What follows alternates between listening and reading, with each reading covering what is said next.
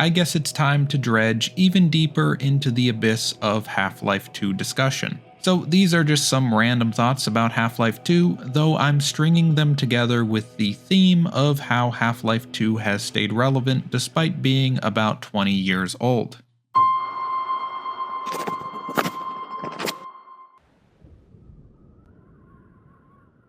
In Half-Life 2, nothing comes between you and the gameplay.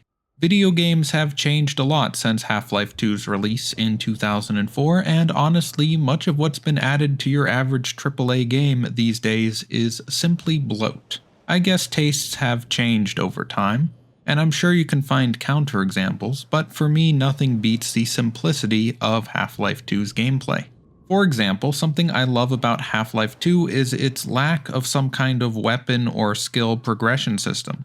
I don't want to get bogged down deciding whether I want my gun to reload 5% faster or do 10% more damage per shot. I just want to shoot head crabs. Even without a progression system, Half-Life 2 manages to naturally increase your firepower as you go through the story. Having an NPC hand you a badass weapon is so much more meaningful and memorable than spending upgrade points in a convoluted menu system. Half-Life 2 is full of these moments, such as when Father Grigori tosses you the shotgun, or when Colonel Cubbage gives you the rocket launcher to defeat the gunship. However, even Valve themselves have started using weapon upgrade mechanics, with Half-Life Alyx being the first game in the series to feature upgrades for the weapons. They try to hide this by making the upgrade menus diegetic, but honestly that just raises more questions. Why would the Combine have weapon upgrade machines when they would probably manufacture the fully upgraded weapons at a factory? Do the Combine have to go look for resin when they want to upgrade their gun?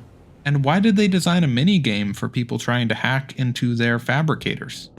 None of these questions come up in Half-Life 2 because it wisely avoids the narrative clunkiness of an upgrade system in favor of just handing you a more powerful gun when you need it. This isn't to say that I don't think games should have these kind of RPG style systems, but I think that not every game requires this kind of progression. Game design isn't just about the mechanics that are added to the game, but also the ones that aren't. If I had any criticism of the weapon system in Half-Life 2, it's that they don't switch out the weapons in the episodes. In episodes 1 and 2, Gordon is once again finding the same exact weapons, when it really would have been nice if Valve bothered to design a few new ones. Because of this, there are also fewer memorable weapon introductions in the episodes, with only the Magnuson device getting the proper treatment. Pretty much every other weapon is just found on the floor, because it would be odd to make a big deal out of a gun that you're already familiar with.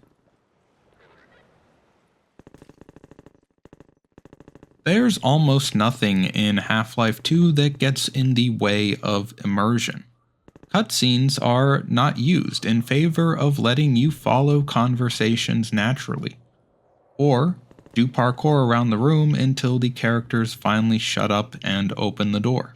I suppose modern game design principles dictate that cutscenes should be skippable, and the story moments in Half-Life 2 do essentially amount to unskippable cutscenes, but I do admire Valve for not going for the cinematic cutscene route. Half-Life 2 plays out in one long, unbroken perspective, and nothing is skipped. Every inch of Gordon's journey from start to finish is witnessed and controlled by the player. I will admit that one bit where you are restrained and forced into a slow-moving theme park ride through the Citadel is a little much. But we all make mistakes sometimes. I guess that's what NoClip is for. Speaking of NoClip, I would also just like to thank Valve for including the command console in their game. It makes creating these videos so much easier. There are so many games that don't have these features and are as a result so much more of a pain to make videos about. I'm looking at you, Dishonored. These days, open world games are all the rage, and some might think that Half-Life 2 might suffer from its linear nature. But from my perspective, Half-Life 2 gets linear game design right. Often, the level design is so natural that you're almost always drawn down the correct path in the game while still feeling like you're exploring the world for yourself. Again, simplicity reigns supreme in Half-Life 2, with the linear nature keeping the focus on the forward momentum and narrative of the game.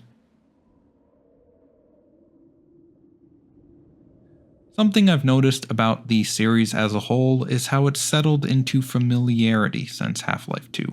The jump from Half-Life 1 to 2 is pretty immense and drastically changes the setting, the enemies, and the weapons. However, subsequent games don't stray far from what was laid out in Half-Life 2. It's difficult to imagine that Half-Life 3 would feature villains that aren't the Combine. I guess that's partially because the story of Half-Life 2 remains incomplete. Still, I would advocate for Valve to take a risk and surprise us, as a traditional continuation of the story will most likely end up underwhelming after 20 years of hype. So what's the takeaway here? You should replay Half-Life 2. Though to be fair, if you're following this channel, you're probably already doing that. Thanks for watching.